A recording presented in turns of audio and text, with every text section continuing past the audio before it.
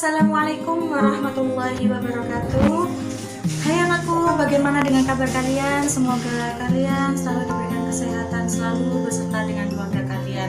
Oke, pada pertemuan kita kali ini kita akan membahas mengatasi kejenuhan dalam belajar.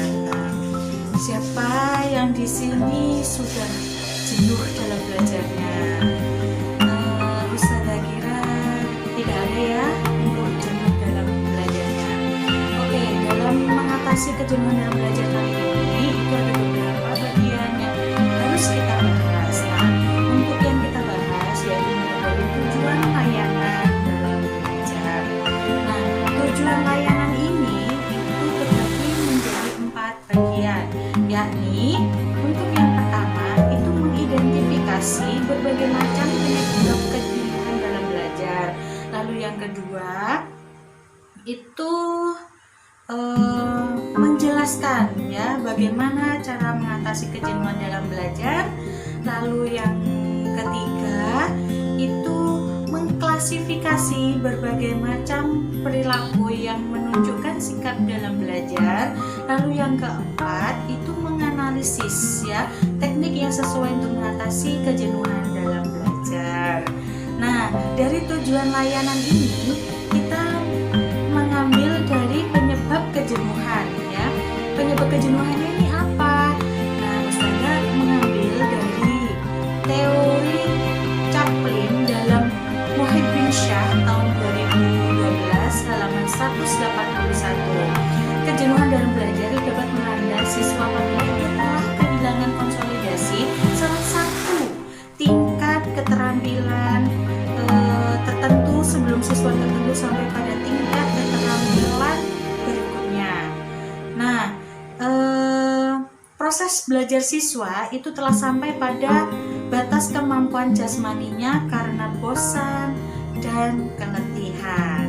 Nah, kali ini yang ketiga, macam-macam keletihan siswa. Macam-macam keletihan siswa itu dibagi menjadi 3, yakni keletihan indera siswa, keletihan fisik siswa, serta keletihan mental siswa.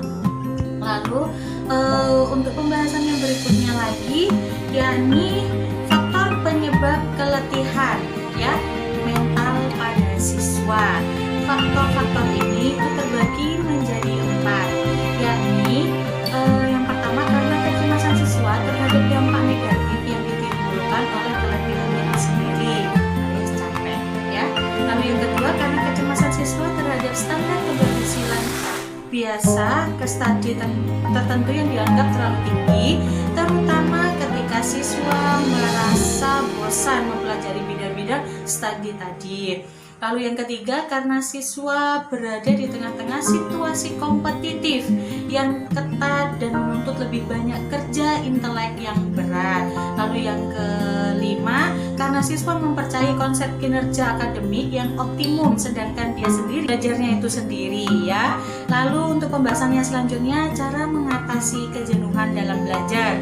Cara mengatasi kejenuhan belajar itu seperti apa, Bu? Yang pertama melakukan istirahat dan mengkonsumsi makanan yang sehat serta minuman yang bergizi dengan takaran yang cukup. Lalu yang kedua itu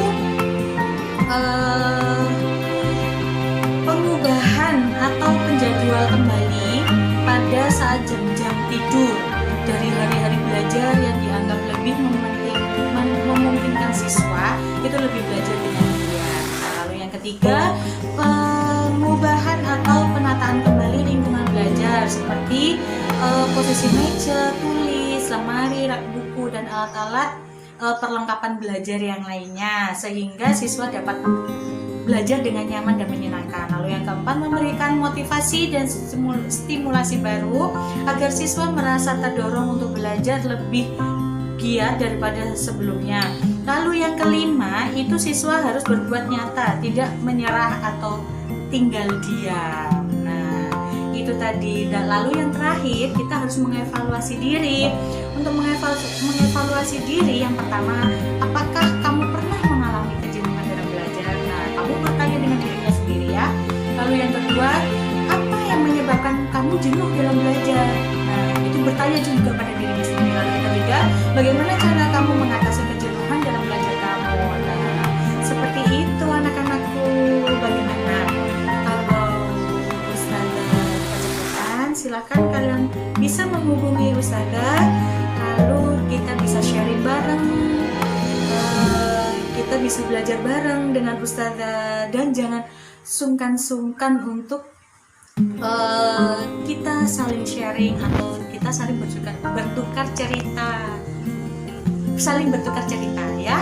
Oke, cukup sekian dari Ustazah dan terima kasih, dan Ustazah tunggu pertemuan kita selanjutnya. See you, bye. Assalamualaikum.